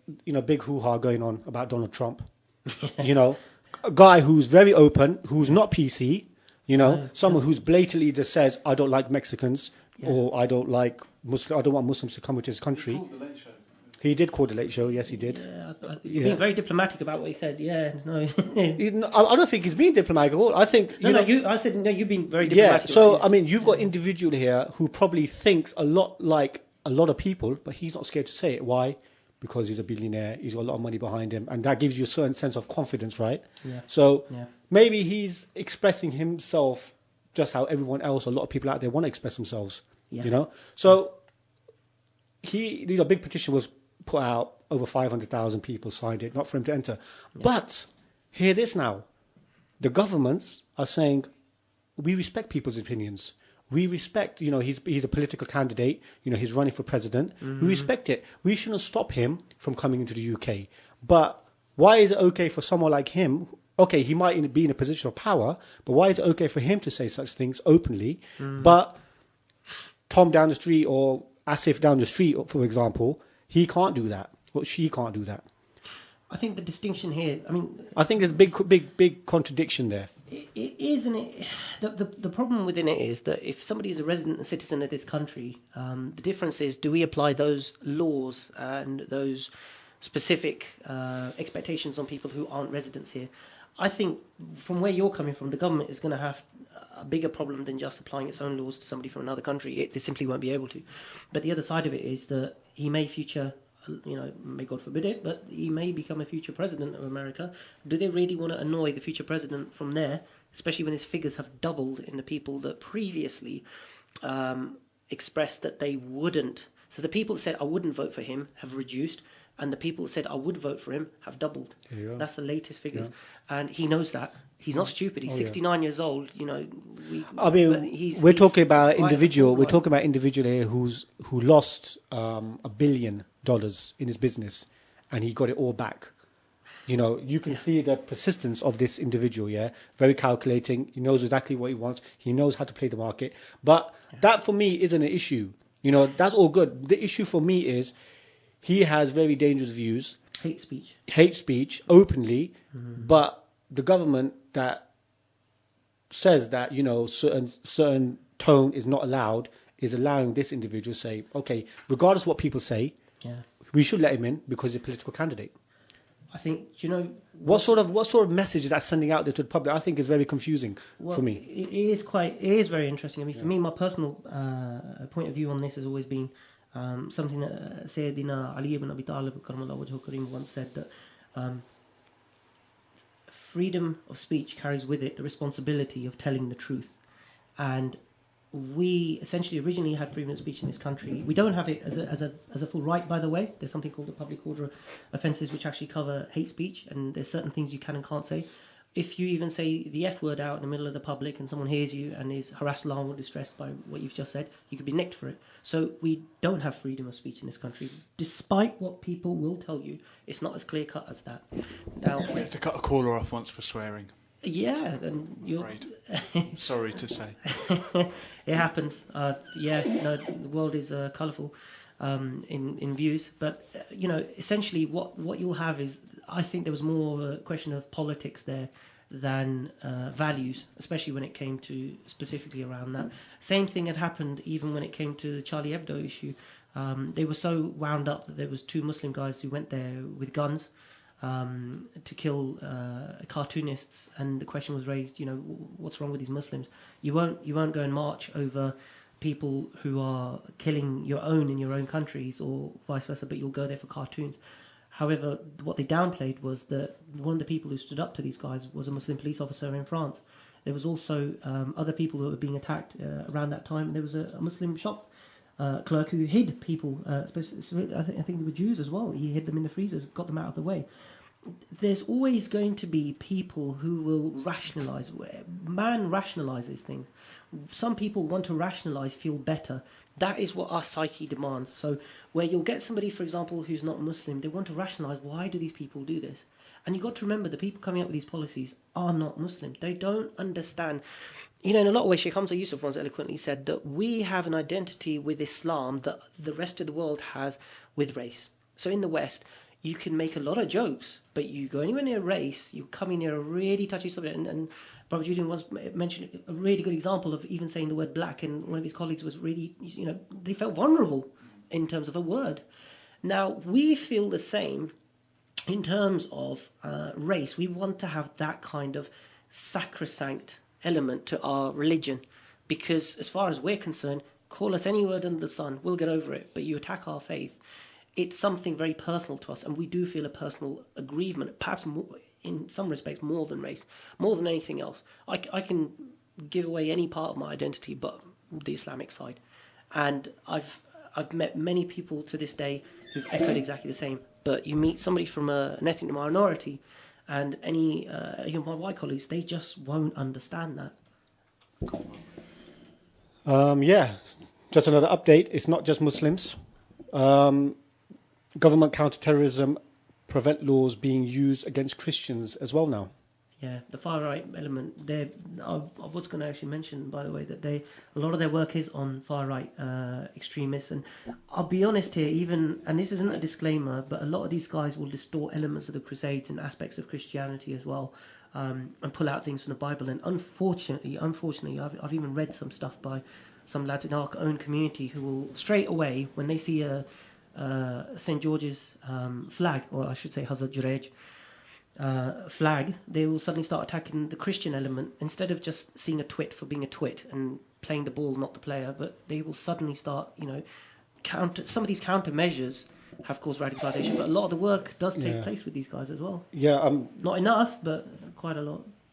It's it's not just far right. Apparently, they want to close Sunday schools, or they're going to that direction. Not that I've heard. Yeah, genuinely, I've not heard that. In fact, I think that would be quite a sad thing, actually, because on some of their the guys that go to Sunday school I've not come across a place in a Sunday school which feeds people that kind of anti-Muslim How do you know? I mean, again, that that is, and I'll explain. Only because from a point of view of where they're looking at, like for example, France has actually gone ahead and closed mosques down. It's just a building. You can close it down, it'll be open again tomorrow. But the effect it'll have on the community is something completely different. Within the Christian community, it's very, very different. I'll be brutally honest. Sunday school is massively changed. There's now Sunday Texas. They have Sunday schools during the weekdays. So even if, I've never heard of it in all my time in police. I've never heard of that in counter-terrorism. Anybody mentioning about that from that end of it. Maybe it's something new. Maybe Perhaps, something new that's coming out there. Maybe Bob is more up to date than. I don't know. I'm getting messages on, and so I'm just reading them out. On the pulse. Yes. Basically, before closing the show, I want to touch more at home now. I really want to discuss local issues. Things that are happening locally. You yourself, as a policeman in the Muslim Police Association, yes. How can you, as an individual, person of status, you could say, be more involved in the Muslim community in Reading, or in the community as a whole, to get more involved? Because I never heard of this association before, so maybe there's not enough happening there. Maybe people are out of touch, because there is, when people hear police, you would know, there's stigma, absolutely. And they'll see a Muslim policeman, and they'll think, do you understand whose side is he working on? Yeah. Come on, I'm not gonna. I've had that. Worst nightmare, that is. Yeah, it's too close to home. It is a too policeman, but not only a policeman, a Muslim policeman. So, I'll give you an example. I mean, a lot of my work is specifically and unfortunately because the local police areas I worked in from High Wycombe, they still call me PC Raja up there, and in Slough, a lot of the work that I've done back before, and I've only just transferred back to Slough as well. So a lot of it has been out of areas, even Oxford. I did some work there, but a lot of what we do locally here, to be fair, I've kind of stayed a little bit aloof for a lot of reasons. Only for the fact that Reading has had quite a vibrant youth engagement anyway, to that extent. I do think, especially from an association point of view, we need to do more. You got to remember, especially with the changes in policing, the austerity cuts, coppers are doing like 2 to 3 times as much work than before. So I most importantly, I'm trying to balance between home life and work life. And this is part of me trying to spread the awareness around it as well. But the specific issue with the stigma side of things, it works both ways. There was actually a website, and you can probably Google it as well. Some idiot, when we actually launched many years ago, when he heard the term Muslim Police Association, he thought, well, are they promoting Sharia law within this country? And they genuinely thought the Muslims have their own police force out there enforcing Sharia law. So, you would get the occasional lovely, welcome from my friends in the far right, the non-Muslim far right, I have to elaborate. And these guys would be freaked out sometimes. I mean, I once, as part of some of my engagement, I actually took a lady out to kind of show her. She was an elderly lady who had some very staunch, incredibly anti-Muslim views. And this was somebody who has not just come across them. She's literally done her work. And the questions came from, why are Muslim women, half that of men, their testimonies and stuff. And I did explain quite a bit. No, you've made that deduction from a far-right website. A Muslim woman's viewpoint isn't any less than a man. In fact, the reason they have two women give a testimony is for an appropriate adult in many cases, because in this country, if I have a 17-year-old, a 16-year-old and younger, I cannot interview them without an appropriate adult there. Does that mean they are half a testimony? No, it's to ensure, and with the recognition, alhamdulillah, in our faith, that men, quite often, we have very strong patriarchal systems in which men do have a dominance in many roles. This country, even here in England, we, let's face it, still haven't got it right. We haven't in a lot of ways. Now, if we look at this as an example, we're going to fall far behind. Now, if we look within the recognition that, yeah, it's there, so what do we do about it? Islam had already catered for that. Another question was, she was very into why is halal meat, so, I would never eat it, it's awful. And I was like, you've probably already eaten it, it's not labelled. But the reason is, it's not because of a Muslim conspiracy, it's because, in fact, the suppliers of it, they can't just turn around and pick and choose. They have to do it for a whole batch. Approximately 90% of all the meat that is halal in this country is actually stunned. Halal is what's read before the method. What you're probably upset about is the Zabah method. But at the end of it, she was... There was a great deal of controversy about that last week. Yeah. We had vegans on last week, and I'll be honest with you, I agree with a lot of the stuff they said, a lot, and I'm actually swaying. I might try it. It's very interesting. There you go. I remember hearing Zakir Naik on about this, and he was like, "No, we're proud meat eaters. No, we're compulsive meat eaters. We don't eat meat beyond for a religious reason. Let's be honest. That's right. And even when question comes to pork, we don't not eat it because it's unhealthy for us. We don't eat it because Islam tells us not to eat it. I think people they confuse what's permissible with what's recommended and what's Absolutely. Good. Just because you're allowed to do something doesn't mean you should do it every day or all the time. And I think going back to Dr. Zakir Naik, I think it's the whole being in India thing, big thing about vegetarian Hindus, and you got Muslims eating beef, and there's, come on, they must be having. They had wars over that stuff. They've had wars over these things, So it's interesting you mention that, because one of the big things at the moment, and Mehdi Hassan once realised this when he had the Indian minister on there for something, and he had a really robust debate, but what he realised, in fact, his words to the effect, well, I've had EDL, I've had far right, I've had all sorts of people on my case for stuff. Never have I faced the kind of onslaught as I have from Hindu extremists. Now, these guys, I was kind of dealing with these guys for quite a while back when I was in Slough, and one of the interesting things was how badly, incredibly awfully they distort history. And one of the things I don't think a lot of even Muslims will be aware of is that where they say, well, these Muslims have always been, beef killers, these conquerors, apparently the Mughals weren't kings, they were occupiers according to them. But they often make a case to say these Muslims would forcefully eat meat in front of us, and it wasn't the case. If you read the last testament and will of Mughal Babur, the conqueror from the Mughal Empire when he came there, he left a will to his son that try and not eat, the cow is sacred to these people, respect their sentiments. And he elaborated that in fact, if you need to drop it, but to the extent, or words to that effect. So there has been movements to that, and I really massively encourage any of the listeners, if you're into anything, forget half these silly debates between two scholars. I'm not going to mention them by name. Well, they're not scholars, they're students of scholars. Rather than waste your life listening to non-entities discussing nothing, instead of putting your time to something productive, study your history. Study both sides to appreciate the kind of stuff that we've potentially not got right in history, but learn your history. If you don't know it, you're going to be tremendously embarrassed at times, and sometimes one of the sad things is, and going back to the revert point I really wanted to mention, is we're so happy to bring people to Islam, but we leave a lot of these brothers and sisters out in the cold when it's things like Eid, when there's family engagements and things. These guys face a hell of a lot of crap from their families for becoming Muslim, most, if not quite a few. They're often quite isolated from their friends because their previous life, it was very different to now their new Muslim life. And our South Asian community tends to be very insular it's like we have these friends outside, we have a dual identity, but we need to do more with our revert brothers and sisters to bring them towards our families and be the families that we told them we would be initially. So if you know anybody out there, when it's Eid, open your doors to them. And not just Eid, if it's a Friday and you've got the next couple of days off, incorporate them into your family. If they want to be a part of it, help them in. Half the time, there was a text that went around, you're not Asian until your dad's brother is his mortal enemy. Well, we have many, such examples of beefs in the family. Why not bring a good friend who's working towards a path of nobility? If you bring positive people to your house, maybe some of that will rub off on you. So have a thought for them as well, inshallah. And please, and I know I've used the term revert, but don't use revert often and beyond the initial point, because they're not reverts, they're Muslims. There's no such thing as in Islam this person's a revert. Otherwise, most of the Sahaba would all be reverts, and it's not really a fair term. They're Muslim just as much as us, if not in a better way. We were born in there. They made the volitional choice to become Muslim, which we have to respect, and that is massive for us at the moment. We need to address, given the fact that anti-Islamic rhetoric is so high. They picked our faith. If you knew how many also leave Islam because of these reasons, it's quite embarrassing as well. Definitely.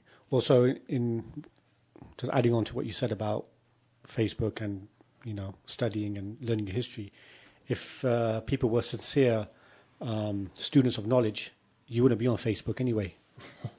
You wouldn't be on Facebook. You looking what a student of knowledge really is. Before you start going into all that. Got a text in on this phone. Yeah. Another controversial one. Why do ethnic minorities in the police force are heavy-handed with their own ethnicity in order to show how impartial they are to their colleagues? So maybe being more heavy-handed to your own, just to show that, maybe they're the man or she's... I'll be honest with you, I think it kind of... I'm not going to say I've seen examples beyond hearing of them and hearing the other sides of it as well. Quite often there will be people who will have an expectation from a police officer of their own background, and quite often, and that starting off in benefit of the doubt that they're thinking perhaps I can talk to this brother or sister a lot easier and explain. Not always do people have an appreciation that when we're there, and I have been asked this question before, would you arrest a member of your own family? Yeah, I would. If they'd done something bad to someone, I would. I don't think that's that. But moving on to what you're saying in terms of, I'm talking about the aggression. Being aggressive. Say for example, you're on duty. You see an Asian. Might be acting up or whatever. Being more aggressive to them than you would be to other ethnicities. I think any person that needs to do that in order to fit in with their white officers is part of the problem of racism.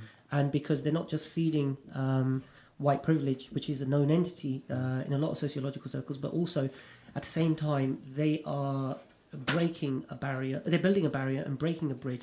While there's a lot of people like me who are trying to build bridges at the moment. I've taken horrendous abuse in some of the towns I've worked in from people and let them get it out of their system, whether they're Asian or not.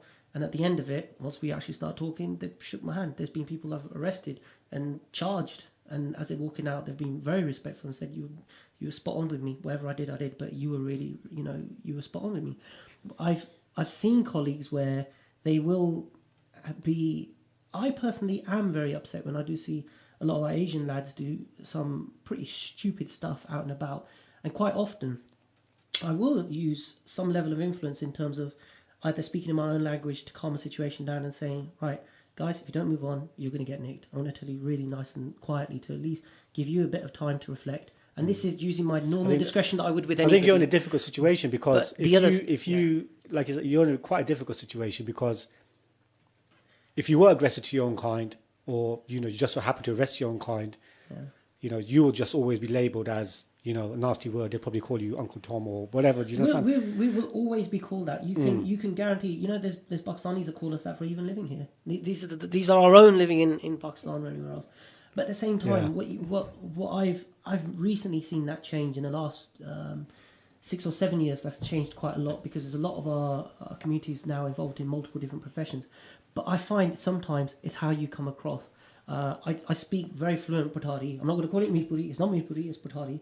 Alhamdulillah, it's a two-type bullying now. But when I come up against some lads and I bust a little bit of it, they will actually start laughing and thinking, oh, he's a lad, he's one of us. And quite often they'll be very, very compliant, because then you get that kind of tribal end of, yeah, he's one of us, let's listen to him, let's save his face, let's save our face, let's move on. Now, that isn't in any way being partial or biased or using my discretion to help our own. No, that's the same chance I give anybody. Anybody who ever known me from any of the work I've done with any race, I've always given people a chance. But any officer, and I massively recommend, if you find any Asian officer or ethnic minority officer being in that way to you, first do me one favour, or yourself a favour, make sure your own behaviour is spot on and you're not being in any way disrespectful or aggressive. And secondly, do you know what? Note the person, stick in a complaint. There is not any police officer, doesn't matter, whether a PCSO, parking attendant, all the way up to chief constable, is above the law. No one's above the law, and they are fully accountable, and they must be respectful towards you. It doesn't always mean polite, but they have to be respectful to you. Right. Yeah, those sort of scenarios remind me of the famous scene. Everyone's seen Boys in the Hood. The famous scene where you have the black officer, and your police officer in Compton, and for many years, and he's got a chip on his shoulder. Literally, he hates his own kind. Every film has a black police officer. No, this guy, if you see Boys in the Hood, this guy hates his own people. And, he would rather see his own people dead than, to deal with his issues.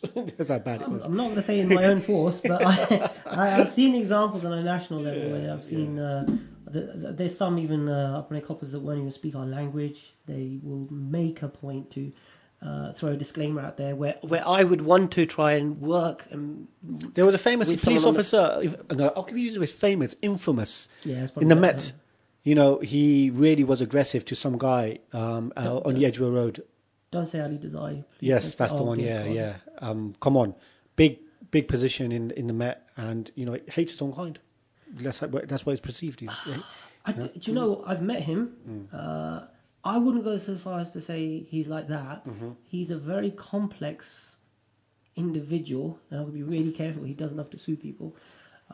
He's a very complex individual. Allegedly, he loves to sue people. Yeah. I won't go as far as saying that, but having met him, I don't think that's the case. He was speaking to me in Farsi when I met him. He assumed I was Iranian, and we got talking in a conference in 2004 in Slough when he came down, and it was an interesting debate that happened, and it's to some extent it raises its head every once in a while. We need more ethnic minority officers in the force, of course, but do we want to suspend quality of heads for quantity of heads, or do we want to have quality of heads, which means we'll have to push away the quantities that come in? I'm more in favour of quality of heads over quantity of heads, because if you have a quality police officer, you won't have such officers bringing embarrassment to yourself. And we have a revolving door in the force at the moment where, we're getting loads of people in, they're going back out again. And sometimes they're letting themselves down.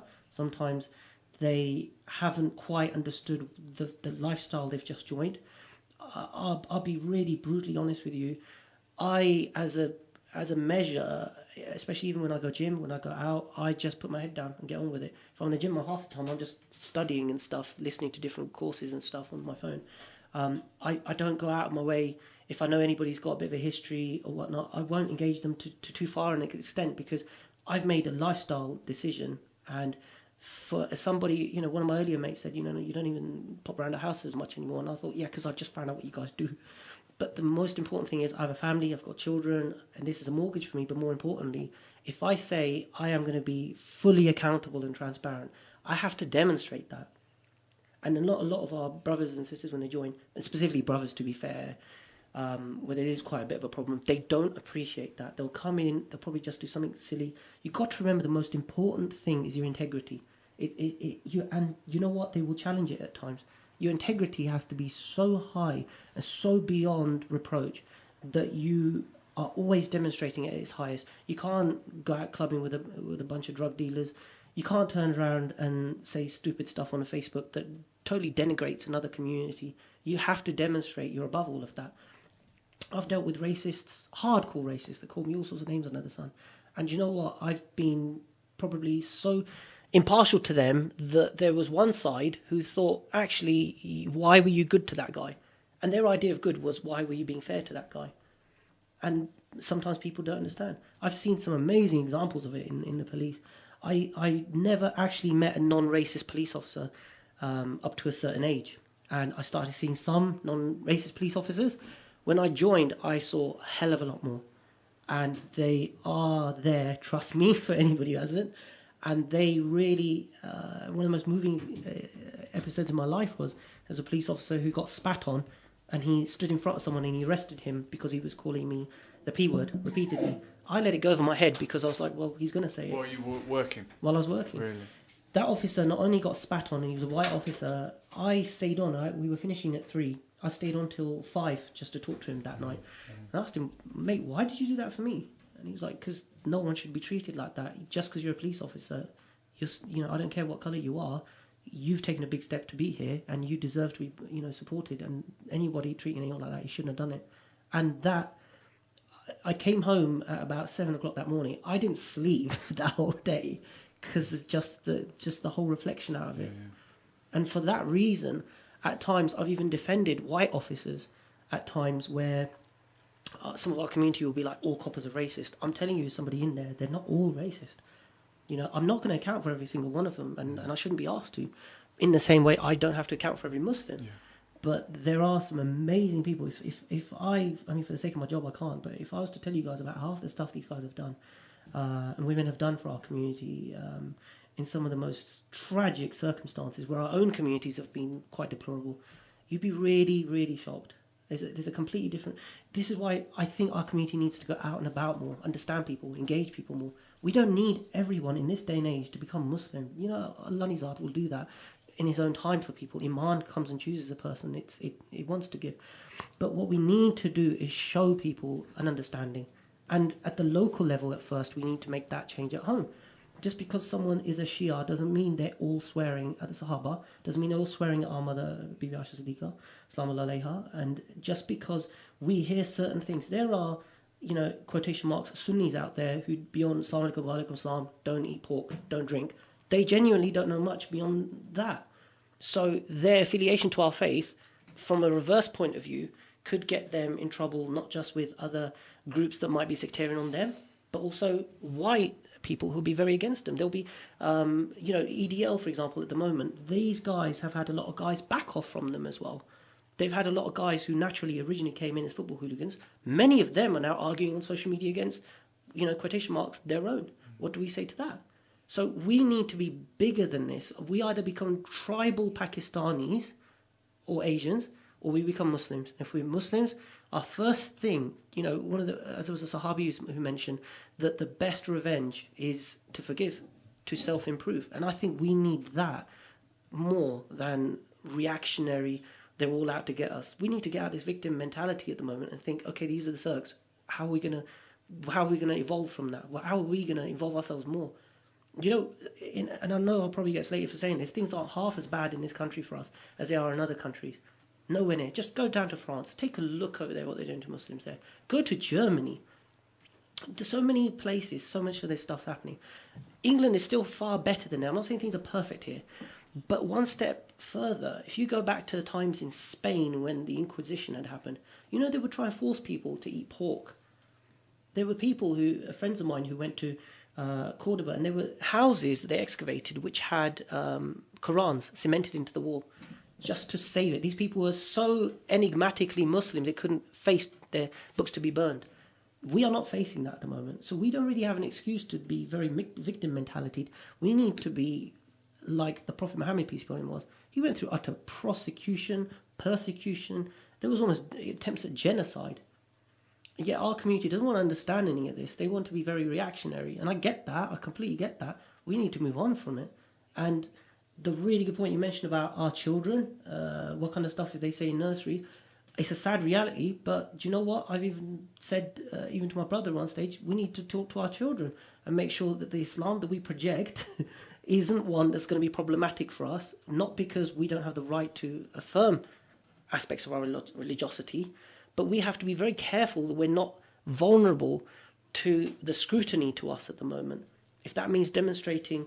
That's a bit of a tough one. I don't know how you're going to measure that, because... No, it's just an aspiration. Yeah, it's I mean, if you... I think as a Muslim, if you always on the back foot trying to think, how am I going to make my next step, you will never be able to practice your religion freely. Because Islam is a religion of freedom. Yes, there's sectarian issues, extreme issues, whatever you want to say, but if you're always going to be in a situation as a Muslim where you're always thinking, right, how am I going to make my next step without upsetting somebody? You will not succeed in this country. You can't. It's impossible. It'll come to a point where either you compromise your religion or you'll have to move out. No, I don't think it's impossible. Only because we've if you look at where we've come from in the last 20 years, we went from the Uncle G brigades, who literally owned Islam, essentially. I think from there to now, with the first generation, sorry to cut you. With the first generation, I think for them it was more about economics. They knew what they were here for. Their agenda was make as much money as you can and get out.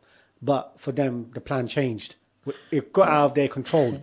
And they ended up being here. And now second generation. Now we are third generation. Yeah. So, that whole perception has changed now. And the thing is, where you're coming up with about Muslims being oppressed, I don't think it will come to that in this particular country anyway. I think it would be more of a case of taking away certain values, maybe making you become more of a passive Muslim, making Islam more of a home thing, a ritual thing.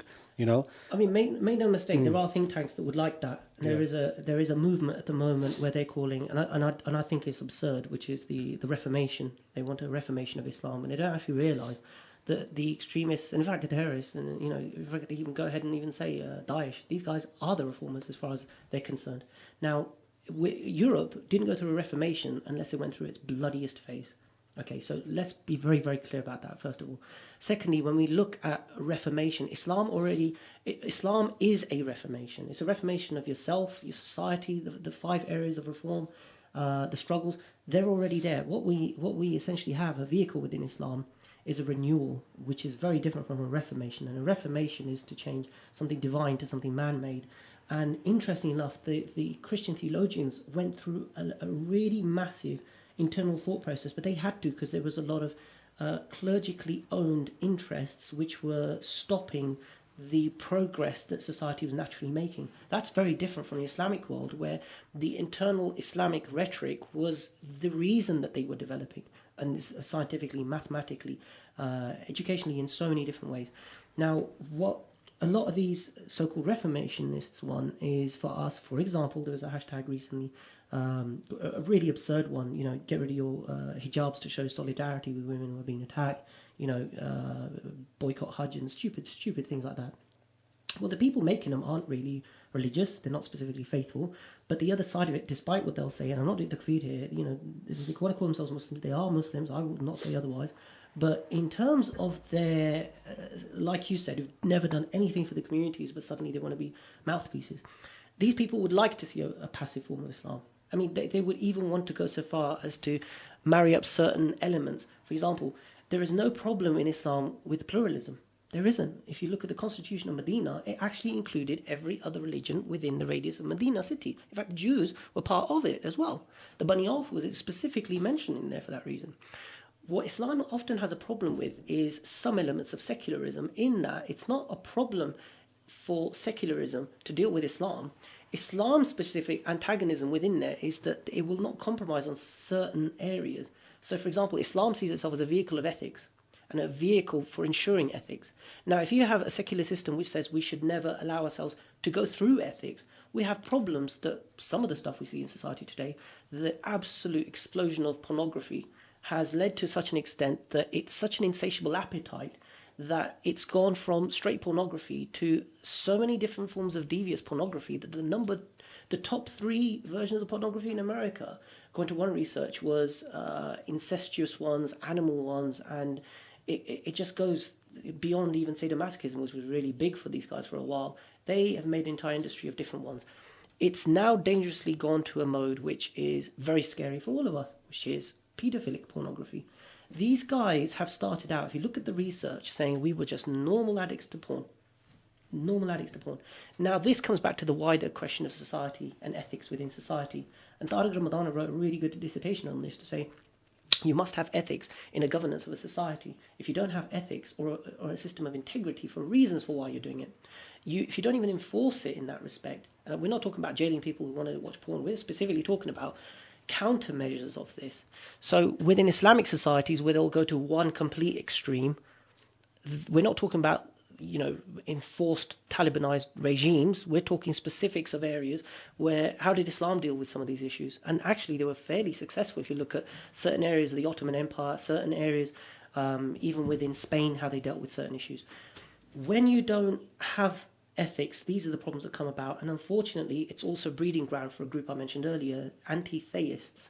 Now these guys aren't just people who don't have a religion, they are vehemently against religion, and the one that they tend to mostly have a beef with that I've seen is Islam. And if you look at Richard Dawkins, for example, as someone once called him the Ayatollah of atheism. He isn't an atheist, he's an anti-theist. He's a clear anti-theist. He's anti-religion in so many ways. And some of it is actually provocative. And a lot of the tweets he'll put out, a lot of the messages he'll put out, he deliberately does it. And when our people react in the typical way, and I've seen it improve, it almost illustrates his point in that there are people who will behave in a like I mentioned before, cognitive dissonance. They will have a freak out. Why his opinion matters to us, I don't know. And why we don't have broader chests to be able to take this kind of criticism, I genuinely think it needs to change. But at the same time, the Muslim community has also had, at the same vein, for example, from our side, we applied quite a lot of pressure in various different places and various different partner agencies to record anti-Muslim hate crime, that we're not going to take being treated like this on a regular basis. Our people won't always trust law enforcement to come forward, and there are a host of reasons for it. It's not just lack of trust for police, but our community generally just doesn't report crime as much. It internally polices itself and gets on with it. Now, because of this, we now have people who are standing up for those areas to not allow the passive house Muslim scenario to be the norm. And it's quite strongly happening. The problem comes in that some of these voices are in such influential positions that our reactionary bodies have got to do a little bit more. They've got to be part of it. And someone mentioned, if you're part of the police, you're part of a pawn in the game. Well, depends which way you look at it. Every king, if you look at the Afshari, emperor of the Iranian, the Persians, he started off as a pawn for another empire. Genghis Khan, original name Temujin, he was a pawn in a game. He eventually moved his empire to a whole different thing. Don't always discount yourself. Don't always discount the small voices that can stand up for our community in an eloquent, aspirational way that is dignified, not in a proud way. Pride is more arrogant. We need humility in there, and you can only do that with dignity. Well said. Well said. Now, it's been great. Really appreciate your time. Really had a good show. Very nice conversation. I want to thank Yousaf who set this up and suggested it. It's been a real eye-opener for me. I had more questions, but I think Barbara wants to wrap up the show. But maybe come back again. And there's always going to be issues. There's always going to be things to talk about. No, really appreciate you coming down. No, I appreciate you guys hearing me out, and also for the very kind messages everyone has sent, and for you guys for your time as well. It's been great. Thank you. Okay. All right, inshallah. Well, yeah, from myself then, Barbara Ali, Juliana Morrow, and Brother Ibrar, it's Assalamu alaikum.